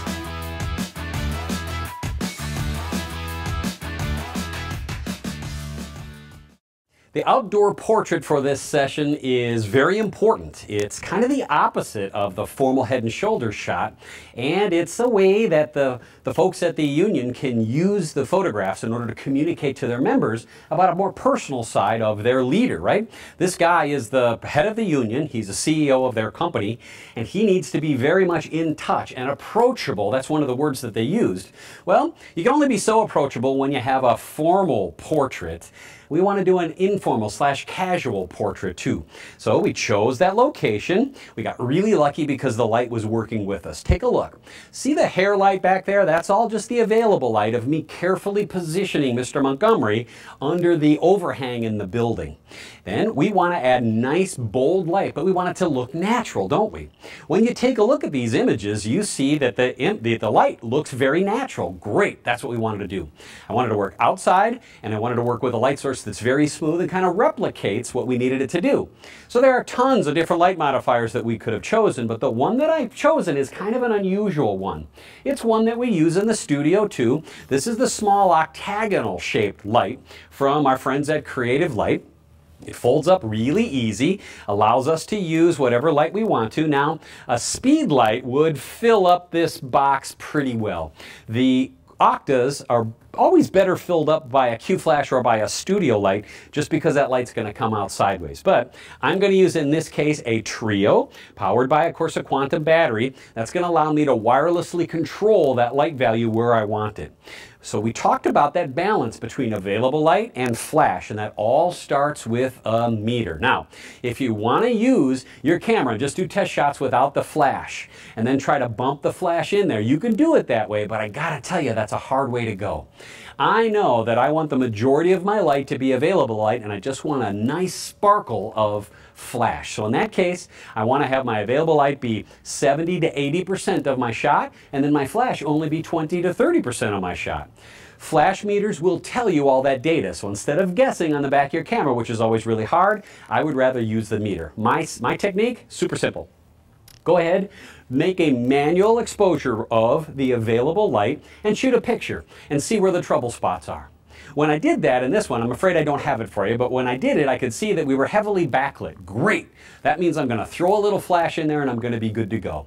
So what I did was I dialed my shutter speed so that I could get a mild underexposure on my on my subject. Then I turn my flash on, and there's where I'm just going to use my flash meter, and I'm going to put the flash in manual mode, not in TTL mode, and I'm going to find out where my flash meter reads that 20% flash percentage, right? Percent of flash, 20%. You see it here on the screen. That's a wonderful little tool, and you find that only on the Sekonic meters. It is at an analog scale on some of the other meters, but the Sekonic meters will help you out a whole bunch right there. Next, why did we use manual mode and not TTL? Well, this is where TTL jumps around a lot. TTL will allow you to do this shot, but I'm going to shoot faster and much more confidently when I go into manual exposure mode. And because that light is really close, I'm only using 1/8 power even on the trio, so that's a little bit of flash, which allows me to shoot really, really fast. Now I did, by the way, have a backup there. In case that sun popped out, I had a second flash over there to act as a fill light. But these images were created only with this one light. You know what my big problem was? Color. What color is the available light when you have a storm that's parting, and then you're underneath an underhang, and then you're trying to put a flash in there? Wow, what color is all that? Oh, nobody knows for sure. So do I use auto white balance? No way. I want to be able to have control over where we work when it comes to color. So I'm going to use custom white balance. Those of you that have seen my videos before know that we do all kinds of custom white balance. Get whatever pop-up card or stand-up card you like to. We use the ones that are gray on one side, white on another. They pop right up. This allows us to use the custom white balance. And in fact, in Nikon words, they use P-R-E, preset white balance. That's going to take both the ambient and the flash on my subject's face and give me the perfect light that I need. That is an easy way to shoot out a shot. And in fact, that outdoor shot was the fastest one of the entire day. Easy to do. Why? One camera, tripod, nice long lens, the 70-200 f2.8 zoom, right? Got that on Canon, got that on Nikon. Then I'm going to have my pilot up on top. I'm going to have one light over here, and I'm going to be able just to go ahead and shoot. I can move around as I need to. I was very careful to keep parking signs out of the back. I like that long lens, shallow depth of field look. My clients loved it. They liked this shot very, very much. We did have major discussions on wardrobe for this particular shot and if we're wearing glasses or not wearing glasses. All those things are easy for us to communicate because we don't have to worry about the lighting. When you're comfortable and confident with your lighting, you're able to create a big series of images rather quickly. Speaking of which, we're shooting tethered this entire way. So our camera is recording from the camera to a USB cable, down through the laptop, from the laptop to an external hard drive. So now all the images are on an external hard drive. Our first step, of course, back them all up. High-speed thumb drives are great. I'm going to plug that into my computer, and I'm going to take the entire folder and I'm going to copy it over. One of the nice parts about using the tethered control instead of shooting onto a card is that I can easily rename the name of the files. So every time I click the shutter, the name of that JPEG that I shoot is IFT underscore, right, that's my client, underscore, whatever the date is, and then the sequence of the shots. Well, that sequence goes on all day. So I've got the ability to shoot from file 1 all the way up to 300 and something. Next, that backup is going to go on this jump drive and it's going to go right into my pocket. That way, if anything bad were to happen, the laptop were to get stolen, we were to stop for lunch and the car were to get stolen, that means I've always got my shots right here. And in fact, if I have an internet connection, sometimes I'll upload it to our FTP server. Next up, I'm going to use Lightroom. I love Lightroom. I'm going to start off by making a new catalog folder. So I'm going to go to New Catalog, and I'm going to call it IFT underscore 2011, and I'm going to put it into the folder. I'm going to make a new folder here. It's going to be IFT. There we go. And now I'm going to have a brand new catalog, right? That's what I like about Lightroom. I'll start off with a folder with all my files in it. I'll put a Lightroom catalog file inside there. So that means it only controls those photographs. I don't see any other photographs. Then I'm going to import all my photos into Lightroom, and you'll see that the first ones, there's my test shots, right? There's my test shots of my guys. There's Wayne, there's Dave. And I had one quick test shot with Mr. Montgomery, and here are the rest of the 310 photos. Now when I import into Lightroom, just like if you import into any other cataloging as well as file manipulation software, you're going to allow it to know where everything's at. So I'm going to work off that external drive, not off my computer's internal drive, in order to be able to find out where exactly my images are. So while that's importing, let's take a little break, and we come back, I'll show you how I'm going to do group cropping, a little vignetting, and let's get that up for the client to see, shall we? I'll see you in a couple minutes. Photo provides today's busy photographer with outstanding quality prints and printed products. Their exceptional service and one-on-one customer support is designed to help you be the best photographer you can be. Please join the thousands of happy Photo customers by opening your account at photo.com. Our good friend Gary Poole over at yourbestcolor.com wants to help you save thousands of bucks a year on your lab bill. By using his convenient web-based file correction service, you simply upload your files and let their staff do the color correction for you, all for pennies per file. Create a trial account today and save 33% on your first upload.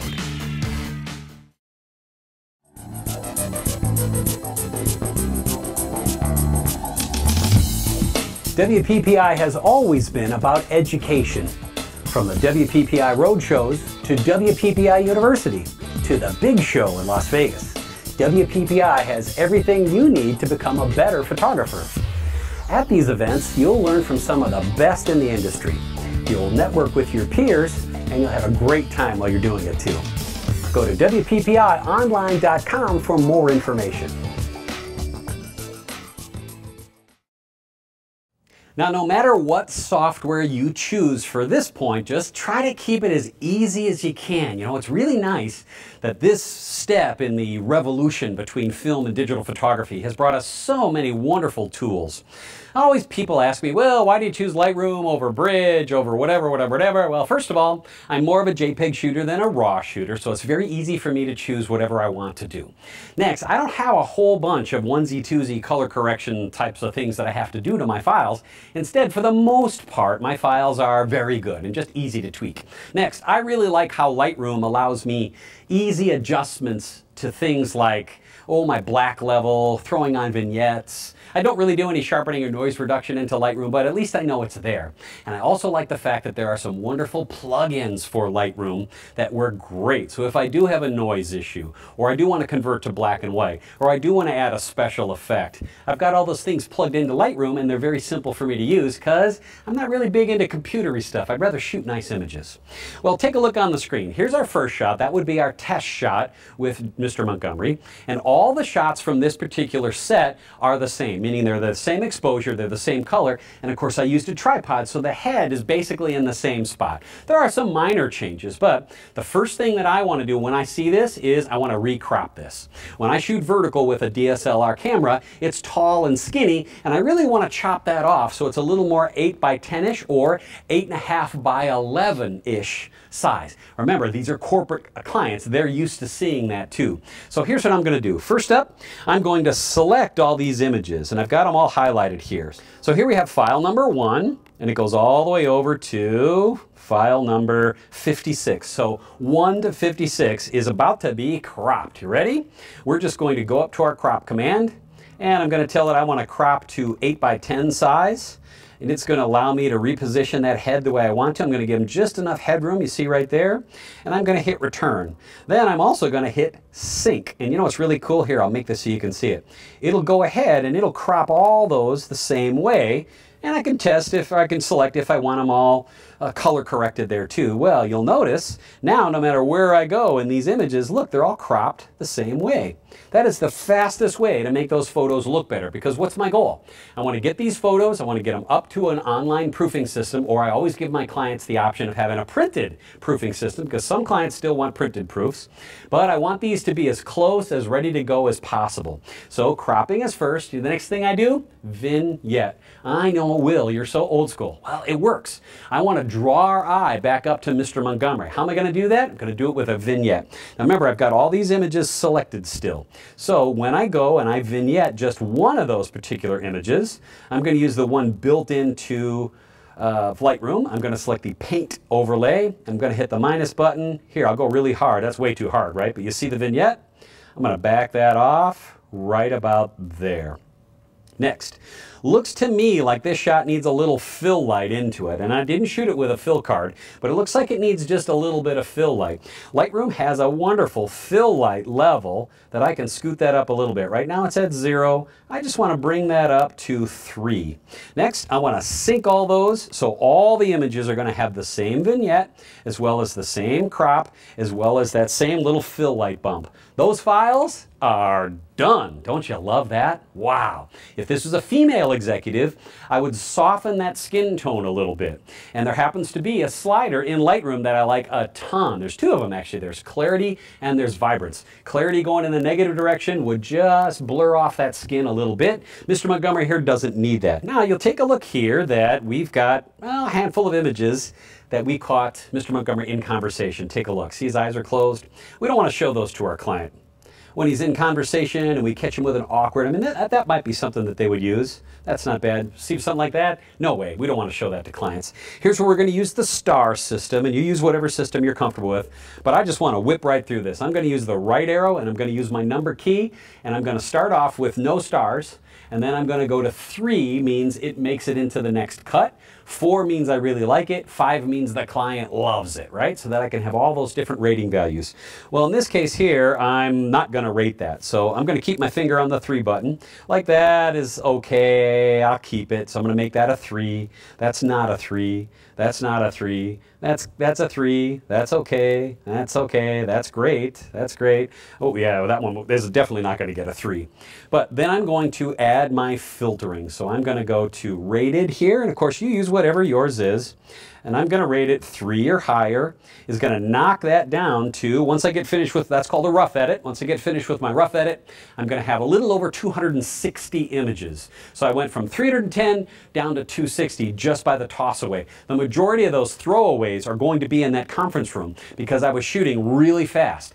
One of the nice parts about having a room, got that window light in the back, got my shutter speed at, I don't know, a 200th of a second or so, I can control my room light with my shutter speed. And the TTL flash works great because it's a relatively darkened room, but it does mean that I'm going to get some shots where he's, you know, a little bit in conversation. No problem. We're going to shoot heavy, meaning shoot a lot of images, and then we're going to take out the ones that our client isn't going to want. Now that we have a group of images that are kind of put together, I'll crop those as I think I need them. I'll vignette those as I think I need them. Then I'll adjust the color as we need. For instance, the outdoor shots, I thought they needed a little more color, so I'll boost up the color saturation. I'll do that as a group because I don't want to do it on every single one. I don't want to do that. I select all those images, make crops, make vignettes, make color changes, add fill light. I do that all together. That way it takes me less than 2 hours from a finished job to the time they get uploaded to the web server. How do we do that? Now I use the Lightroom web module for that too. Take a look. Here I'm in develop. Now I'm going to select all those images and I'm going to go to web. I just click on web. And I've got the ability up on top here to label this shoot. Now this is IFT's Dan Montgomery 2011, the May 25th photo session created by Will Crockett, and you'll see that it'll populate as it goes here. Now what this is doing is this is building me a somewhat sophisticated web page that I can upload. Now we have rather big web servers, right? ShootSmarter.com is a pretty big website. So we've got space on that server that I can upload a web page, which is kind of like a mini website. They call it a gallery. And that gallery is going to have a very specific URL. So it'll be either ShootSmarter.com or I use my company name Crockett Co. CrockettCo.com/whatever/whatever. Now we can put a password on that if we want to, but typically clients don't want to have password protected. Isn't that weird? Why? They want to be able to view it on their iPhone, on their BlackBerry, on their computer, at home, whatever. They want to be able to send somebody a link. It's not a link that you would normally just find. There are no Google bots that are looking for that link. Well, I guess they are, but I can't imagine they would find it. So anybody can access those images. Well, there's a couple other decisions we need to make, right? Say we decide to put this up as a web gallery. You'll see here, there's the first page. Here's the second page. It'll take a while for it to populate. Well, we've got a bunch of items over here on the right side that we can choose from as far as making it pretty. Say you've got a corporate color and you have a burgundy color and you want the background to be burgundy. Go right ahead. I like grays and blacks just because I'm a really boring guy. You can also adjust how many images you want on the page, what you want the cells to actually look like, but more importantly, how big should the images be when you click on them and they pop up into your browser? This is such a tough question. Here's my thought. My thought is I want them big enough so that they can see detail. I want them to know I have a shallow depth of field, his eyes are in focus, they can clearly see what they're going to be getting. On shots like the outdoor shot, that larger shot is really going to speak to them a little bit. It's going to be easier for them to pick up the fine little subtleties in his facial expressions. Because remember, this is a big, important job. The guy's got a pretty heavy-duty job. The corporate communications folks want to make sure that his facial expressions communicate everything that you need to see. Therefore, they're going to need to see a bigger file. So in this instance, I'm going to have that file size, and I can adjust what size I want this to be just under 700 pixels tall. 700 pixels tall. So on a vertical shot, it's just under 694 or whatever it is, by whatever it is wide. If it's a horizontal shot, it'll actually be the wide. It'll be 700 pixels wide. That way it kind of looks like it's the same way. Well, Will, why do you choose such a big shot? Well, there's a lot of reasons for that. One is I want to express the fact that we're high quality photography and I want them to see everything. Yes, they can do a screen grab and get a pretty darn good looking file. My risk is that I'm going to put that big file up there so they can see everything, but they can also, well, right-click and probably save it if they want to, because this is not a super sophisticated, when it comes to security, way to put your images up there. Can I have them do a screen grab and run it through some sort of super software and make a printable file, or at least one that they can use electronically? Yeah. Particularly on this headshot here. This is a very simple shot. If it was a bunch of small little heads, it would be difficult for them to res that file up. So am I in danger of having them reproduce the file? I sure am. Am I worried about it? No. Now, this is the corporate and advertising world. That really doesn't happen. They already know that my license is there, but there is one thing that I do. Yeah? Take a look. I put my watermark down on the bottom here. See that Crockett Co logo? Yep. I use that, not big and bold, and let's not get into the discussion of should I put, image right protected, whatever. All right, it's up to you. If you want to do that, that's great. I don't want to put any barriers between me and my clients, and I got to tell you, I haven't had a whole lot of problems with clients on seeing my watermark, but I know I have had some clients when I put big watermarks on stuff. All right. It's up to you, whatever you want to do. What do I do? I'll take that Crockett Co logo, put it down in the lower right section. I'll put it at 70% transparency. That means you can kind of see through it if you want to. Also, I always put my email link at the bottom of the pages. So if at any time Mr. Montgomery on a Sunday afternoon happens to be showing his mom the pictures that he did, and he's got a question, he can click on email to Will, goes whoop, goes right to me, and I get a hold of my client right as fast as I can. So image size, I'm going to go ahead and do that. And when I'm ready to send that up, I'm just gonna click the upload button. And that will connect with our web server. It will make a mini website, that's an HTML page, I also have a Flash version, and it'll install it on that specific page. And would you like to see what my client sees? I hope you would. The fruits of our labor are right here. If you enter this URL into your browser, I'm leaving this up, you'll be able to see exactly what my client sees. You'll see the quality. You'll actually hit it from your iPhone, hit it from your BlackBerry. It's all very easy for my client to see those images and come back to me. And what do I want them to do? I want them to pick out 2 or 3 images from each one of the sets. And when those come back to me, I'm going to finish them as best I can. Now, I'm not a great Photoshop expert, so this isn't going to need a whole lot of retouching. I might do a little bit of sharpening, a little bit of softening, a little more vignetting, adjust that color the way I want to. Then, when my gig is done, my client has chosen 2 or 3 images from each set. Say they've got 6 final images. Those are called select finals in my world. They're going to go in a special folder, IFT _ whatever it is, select finals. Then I'm going to be courteous to my customer. I'm going to give them one full-size one, right? That's a 34 megabyte JPEG.